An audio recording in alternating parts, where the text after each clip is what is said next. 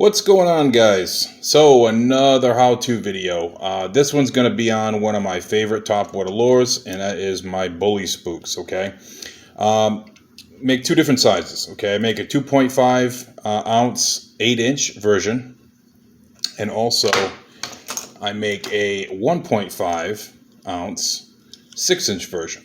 All right, now they're all through wired. Like all my lures, solid resin construction, so they're extremely durable. 3 coats of epoxy, so if you happen to hook into that 250-pound tuna, you're good. So I like a lot of different colors on topwater.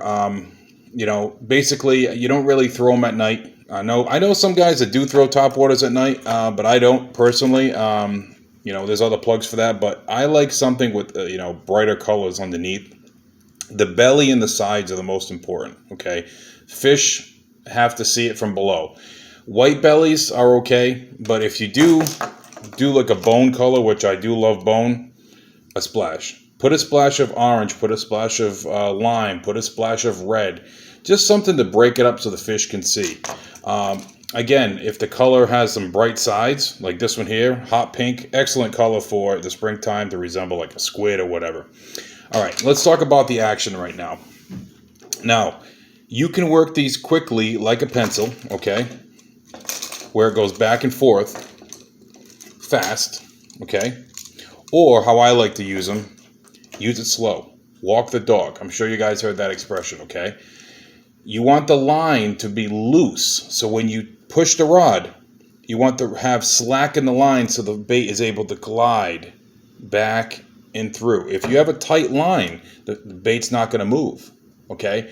If the line is really tight, it's just going to want to go a little bit towards the line. So obviously pop the rod, let it glide. Pop it again, let it glide. Pop it again, let it glide. Let it work for you. Let it look like it's an injured bait fish on top.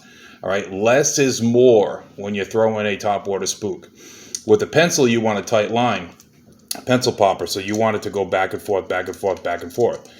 Again, with the spook, have a little bit of slack in the line so that it goes back and forth. And let them take it, all right? A lot of times I got to hit it on the glide, all right? I see guys fish these way too fast. Same thing with pencils, way too fast and miss so many fish. It's just like slow it down, okay? Let it stay in the water, let it do its thing.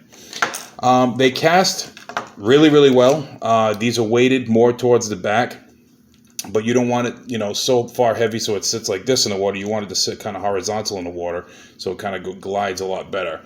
I designed them to glide a lot, better. Obviously adding a lot of flotation to these, especially the 1.5. This one here, I like to glide, the 2.5, I like to glide it below the surface just a touch. So I would keep my rod tip a little bit lower than standard. So most of the time, now you can fish it with the rod high, okay, rod high and kind of glide it.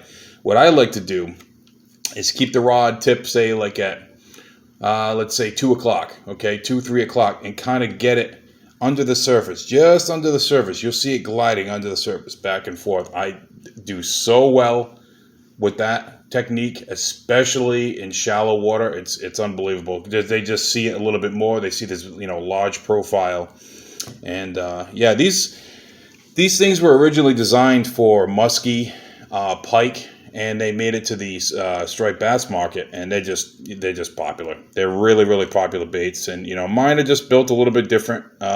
Being made of solid resin, so you guys can fish them for a very, very long time and not worry about the finish. I mean, this one here is from 21. This one here is from last year. Let's see, I got one from 20, guys. I mean, this thing, I've caught a lot of fish in that lure, and all I had to do is change the hooks. I think that's the second time I changed the hooks on this one here, and it's still in really, really good shape. So, yeah, one little tip, too, that it will prolong the life of your lures, okay? A lot of guys, they go fishing, put it in the back of their trunk, and then they don't worry about it. Go home, wash your lures with fresh water. Wash your lures with fresh water. Very, very important. All right, guys, any questions you have, let me know, and I'll definitely be happy to answer them. Just to go over quick colors, this one here is the herring color. I got that also. These are my 2 springtime killers right here, the blueback herring. Absolutely love them. And of course my bone splash, pink, and then I got my solid lime, which is always a good color in, you know, dingy water. So, all right, folks. Hope you have a good one. I'll be up with the next video probably within a week or two. All right, guys.